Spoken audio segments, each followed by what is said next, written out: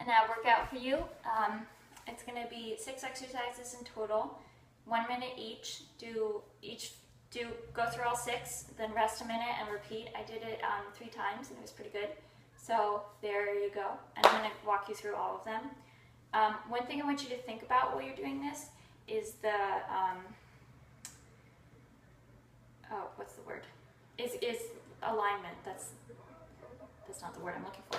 But how your body is aligned. And then there's 2 things in that idea.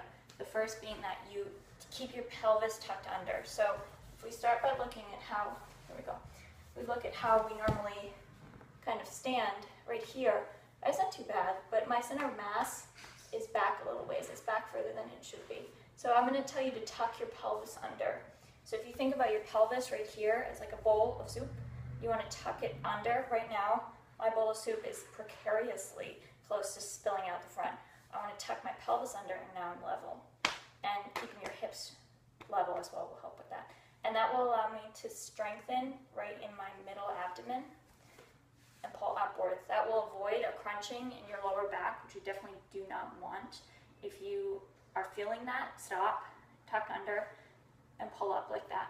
The other thing I want you to think about is how your shoulders are on your back. There's a lot of plank poses in this, or variations on that, and you don't want to be sinking into your shoulders and letting gravity be pulling you down. You want to push against the earth, and to do so, you want to lock your shoulders down your back. I don't really know how to do that without showing it to you, so I'll get started. So the first exercise is going to be a variation on plank pulse. So you want to get into your plank pose. Okay.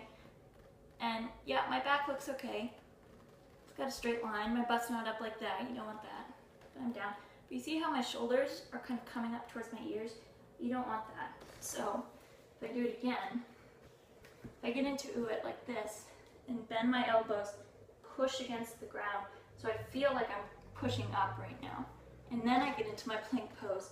Now I feel a lot stronger in my foundation, in my feet, and in my arms, and my torso, the part I'm wiggling, it feels a lot lighter. So the first minute is going to be plank pulses. So you can either do it like this, pulses like that, just rolling forward on your feet, or you can do pulses like this, getting a little bit of a dog tilt in your core. But when you do these pulses, you don't want to move your legs or your arms too much. You want it to be all in your core. I did a variation of the 2 of those. I would do 30 seconds of one and 30 seconds of the other. So that's exercise 1. Now exercise 2 is a bicycle. And everyone always does bicycles really, really quickly, but I feel like that doesn't access where you don't get as much of a burn that way, and I like getting a burn. So you get down. You want to keep your legs engaged regardless of where they are, and to do so, put your feet like they're on the ceiling, or if you need to bend your legs, keep your feet flexed so your toes pointing towards your nose, like that. And then one leg down. We all know how to do these. And up. One leg down and up. One leg down and up. If that's too much, you can do this. Sometimes I feel like this one, I can get a further extension in my torso, which is nice. But make sure your hips don't rock like mine just did. And so you do a minute of those. And then put your feet in like a lotus pose. I guess you can't really see that. Put your feet like that on the ground for butterfly crunches. And I really like these. I feel them really quite a bit here on my lower stomach. So you get started. Start just in a normal butterfly pose. Oh, hi monkey. In a normal butterfly pose, and then push against your head and lift your torso up, and tuck your shoulders underneath onto your upper back so that you're not like this. If you're like this, I guess you can't really see me that well. But then bring your hands up and release your hands behind your skull, and you don't have to go up that far at all. I'm just lifting my shoulders up. And you don't want to flex your neck. You don't want this to be something in your neck. You want this to, sorry, monkey. you want this to be all down here. You don't have to go too fast, just fast enough.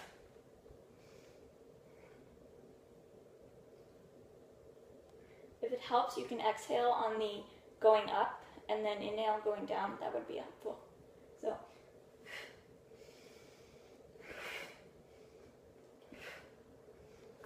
Okay, so you do a minute of those. And now we're getting back into our plank. So we're going to start again. You can get into all fours. It's a good way to start. And then bend your elbows and push against the ground. Make sure your hands are spread wide. And then tuck your toes. And there you are in your plank. So this is called knees to nose. So you want to arch your back like monkey does a little bit. And then go down. When you come up, your shoulders are invariably going to come up to your ears. But when you go down, make sure you take a moment to lock them back in place. Do you see the difference between this and this? This is so much softer on my neck. This is another one that I did a little combination for. So if I got tired doing that, I would do this variation where I get into plank, lift my right leg, touch it to my left elbow, bring it back, and then touch it to my right elbow and bring it back. And then do the same with the left. Touch my right elbow, bring it back, touch it to my left elbow, bring it back. I like switching things up using basically the same foundation in that minute and then switching up what the movement is, and it lets me do something a little harder for a shorter period of time. Out of breath. So then we're going to do single leg lowers. So get up like this again and keep both your feet engaged, your toes pointing towards your face. If this is hard on, if having your arms out is hard on your low back, lift up your bum and tuck your hands underneath. I guess you can't see it, but that should comfort your lower back a little bit. So toes to the nose and drop one leg down. And do the right leg for 30 seconds. And then, after 30 seconds, do the left leg for 30 seconds. And then the last pose is a variation on the yoga pose called boat. So you want to sit up like this, lean back, have your hands behind your knees, and lift up. So you're like this. The most important part about this pose is that it doesn't hurt your low back. You know, if I'm like this, I can't do this for a minute. If I stand up straight, tuck my pelvis under, I can. So if this is where you are, just hold this for a minute. Or if you want to go a little harder, you can stretch out your legs and hold that for a minute. Or you can go like that. Or you can do a twist. Or you can pull in and pull out. Out, out. The lower you go on the out, the harder it will be to get back up. So yeah, that is your 6th pose. Do that for a minute, then rest and repeat. Have fun.